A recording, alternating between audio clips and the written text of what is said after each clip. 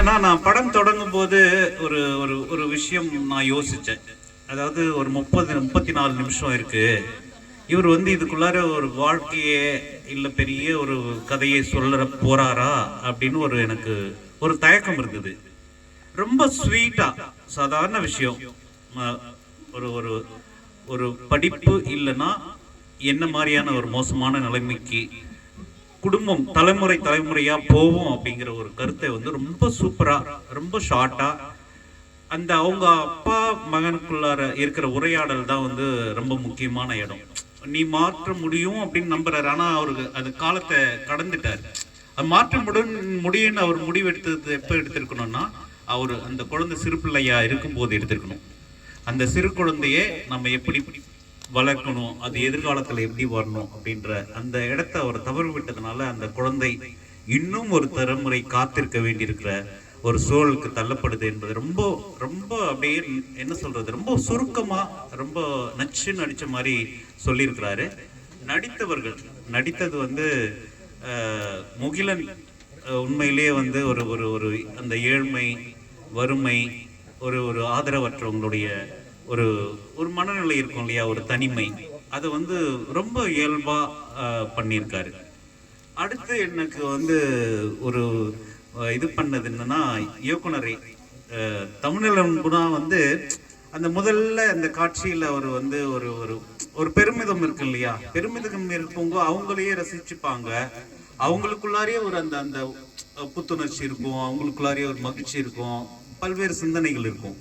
அது அந்த கண்ணாடி மூலம் அவரை ரசிப்பதோ, அதுல இருந்து அவர் தொடங்கும் போதே இது ஒரு இந்த கேரக்டர் பத்தின ஒரு ஒரு முன்னோட்டத்தை அழகா சொல்லியிருக்காரு. அதுக்கப்புறம் வந்து அந்த அவரோடு வந்து சேர்ந்து அவரை திரும்ப அந்த செயல் பண்ண வைக்கிற இடத்துல ஒரு ஒரு இளனம் இருக்கு இல்லையா, அது கூட ரொம்ப இயல்பா. ஏன்னா அடிச்சு அவங்கள ரொம்ப துன்புறுத்துறதெல்லாம் இல்லாம ஒரு மனுஷனுக்கு செய்யக்கூடிய ஒரு மிக மோசமான ஒரு விஷயம் என்னன்னா, அவனை அவமதிக்கிறது. நீ அடிச்சுட்டேன்னா கூட பரவாயில்லன்னு ஒரு ஒரு போயிடும். ஆனா அவனை அவனை அவனை செய்ய வச்சுட்டு ரசிக்கிறது, அந்த அந்த குரூரம் இருக்கு இல்லையா, ரொம்ப மோசமானது. அது ரொம்ப அழகா பண்ணியிருக்காரு.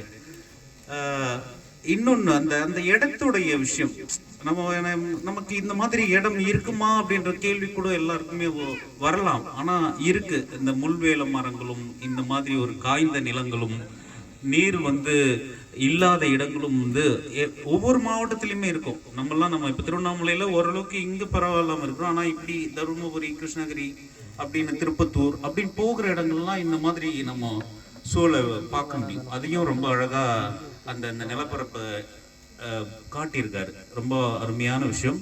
அதே போல எனக்கு இந்த 34 நிமிஷம் என்பது வந்து இந்த இடையில இந்த விளம்பரம்லாம் வரலாம் உண்மையிலேயே இன்னும் சீக்கிரமா முடிஞ்சிருக்கும் அப்படின்ற மாதிரி தான் தோணுச்சு. ஏன்னா நம்ம ஒரு ஒரு ஏதாவது படம் இருந்தாலே முதல்ல நம்ம என்ன நினைப்போம், அதை ஒரு ஜனரஞ்சகமா ஆக்கணும்னு தான் நினைப்பாங்க எல்லாருமே. அதுல ஒரு பெண்களை கொண்டு வர்றது, இல்லைன்னா ஒரு காதல் பாடல்களா இருக்கட்டும், எதுவா இருந்தாலும் உணர்வு வழியா கதை சொல்றது என்பது வந்து ரொம்ப முக்கியமானது. அதுதான் கலை பண்பாட்டுடைய முக்கியமான வேலையே வந்து நம்முடைய உணர்வுகளை வந்து நமக்கு நமக்கு காட்டுறது தான்.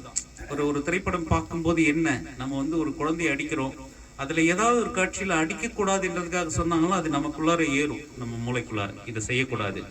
ஒருத்தனை வந்து நம்ம அவமதிக்கிறோம் அப்படின்னு. அப்போ கலை பண்பாட்டுடைய வேலை என்னவோ அதையும் அழகா செஞ்சிருக்காரு. என்ன, நமக்கு ஏதோ ஒன்றை ஒரு விதத்துல நல்வழிப்படுத்தணும். கலை ஒரு அறத்தை சொல்லலாம், இல்ல ஒரு ஒரு நமக்கு தெரியாத ஒரு விஷயத்தை கத்துக் கொடுக்கலாம். இதுதான் கலை பண்பாட்டுடைய வேலையா இருக்குது. அது செஞ்ச தமிழ் நிறுவனருக்கும் அந்த குழுவினர் அனைவருக்கும் என்னுடைய நெஞ்சார்ந்த பாராட்டுகளை இன்னொரு முறை சொல்லி நிறைவு செய்கிறேன்.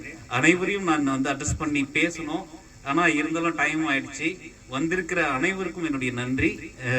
மீண்டும் ஒரு முறை யுவராஜ் ஐயா அவரை வந்து நான் நிஜமாவே அதிர்ச்சியா பார்க்கிறேன். எப்போதுமே நான் வந்து தொடர்ந்து அவரை கண்காணிக்கும் போது ஒவ்வொரு நாளும் ஒவ்வொரு அவருடைய திறமை வெளிப்பட்டுட்டே இருக்கு. இன்னைக்கு கூட அந்த கவிதை பத்தி சொன்னாரு, பாடிய காட்டினாரு.